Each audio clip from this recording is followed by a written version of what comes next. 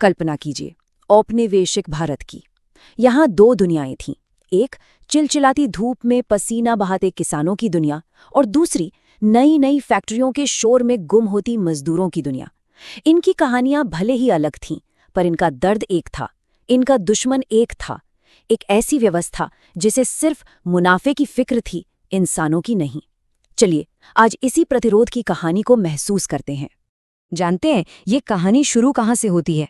आर्थिक तबाही से। भारत का हुनर, खासकर यहाँ के कपड़े, पूरी दुनिया में मशहूर थे। ढाका का मलमल तो अरे वो तो एक किंवदंती था। लेकिन अंग्रेजों ने अपनी मशीनों से बने माल के लिए बाजार बनाने की खातिर इस पूरे उद्योग को जानबूझकर बर्बाद कर दिया।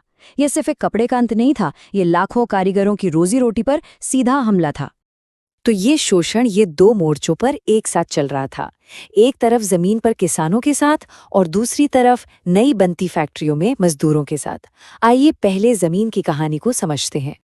अंग्रेजों ने टैक्स वसूलने के लिए 3 बड़े चालाक सिस्टम बनाए। देखिए इस टेबल को, स्थायी बंदोबस्त, रैयतवाड़ी और महालवाड़ी।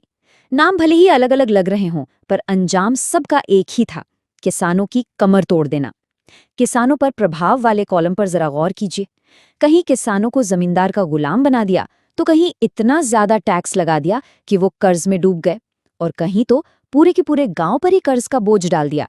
मतलब किसान के लिए बचने का कोई रास्ता ही नहीं छोड़ा गया था। सिर्फ टैक्स ही नहीं, एक और बड़ा जुल्म था, जबरदस्ती नील की खेती करवाना। चंपारण के किसानों को तिनकठिया सिस्टम के तहत अपनी सबसे अच्छी, सबसे उपजाऊ जमीन पर नील उगाना पड़ता था, और बदले में मिलता क्या था? कुछ भी नहीं। ऊपर से जमीन भी बंजर हो जाती थी। मतलब न पेट भरने के लिए अनाज उगा सकते थे, न ही फसल बेचकर 2 पैसे कमा सकते थे। ये एक तरह की गुलामी ही थी। किसानों का ये दर्द इतना गहरा था कि वो सिर्फ खेतों तक सीमित नहीं रहा, वो कला और साहित्य में उतर आया। दीनबंधु मित्र के नाटक नील दर्पण ने इन अत्याचारों को ऐसी शिद्दत से दिखाया कि ये किसानों की पीड़ा का प्रतीक बन गया। ये सिर्फ एक नाटक नहीं था, ये उन अनगिनत किसानों के आंसुओं की आवाज थी जो पूरे देश में गूंज उठी। अब कहानी के दूसरे पहलू पर आते हैं। एक तरफ किसान तबाह हो रहे थे, तो दूसरी तरफ भारत के हुनरमंद कारीगर, वो बेरोजगार हो रहे थे। ब्रिटेन की फैक्ट्रियों से आए सस्ते कपड़ों ने भारतीय बुनकरों का काम छीन लिया। अब ये बेबस बेरोजगार कारीगर क्या करते? वो शहरों की तरफ भागे और फैक्ट्रियों में मजदूर बन गए, जहां उनका शोषण एक नए और शायद ज्यादा क्रूर रूप में इंतजार कर रहा था। लेकिन क्या भारतीय किसान और मजदूर ये सब चुपचाप सह रहे थे? बिल्कुल नहीं। शोषण की हर चोट के साथ प्रतिरोध की एक चिंगारी भी सुलग रही थी। हाँ, ये शुरुआती विद्रोह बहुत बड़े या संगठित नहीं थे, पर इन्होंने ही आने वाले बड़े आंदोलनों की जमीन तैयार की।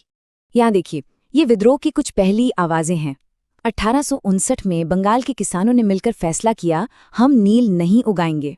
ये था नील विद्रोह। फिर पाबना में जमींदारों के खिलाफ आवाज उठी।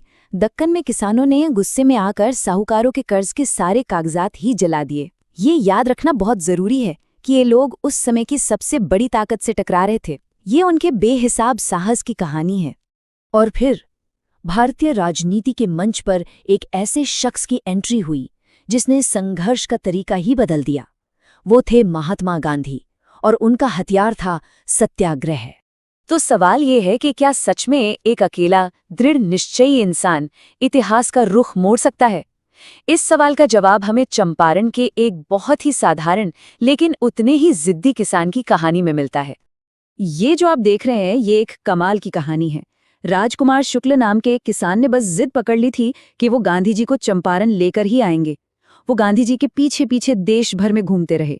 उनकी इस लगन और जिद को देखकर आखिरकार गांधी जी चंपारण पहुंचे। वहां पहुंचते ही अंग्रेजों ने उन्हें इलाका छोड़ने का हुक्म दिया, जिसे गांधी जी ने मानने से साफ इनकार कर दिया। ये भारत में उनका पहला सत्याग्रह था, और नतीजा, अंग्रेजों को झुकना पड़ा और वो जालिम तिनकठिया सिस्टम हमेशा के लिए खत्म हो गया। चंपारण सिर्फ एक आंदोलन की जीत नहीं थी, नहीं, ये एक बहुत बड़ा मोड़ था।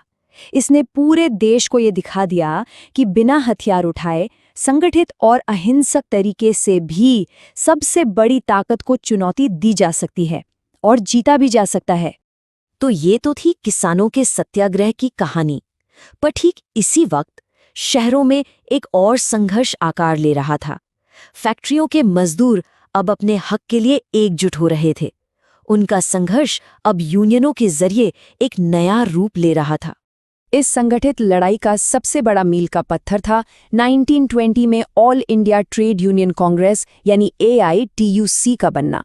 और दिलचस्प बात यह है कि इसका मकसद सिर्फ देश के अंदर संघर्ष करना नहीं था, बल्कि अंतर्राष्ट्रीय मंच पर भारत के मजदूरों की आवाज उठाना भी था। ये एक बहुत बड़ी सोच थी।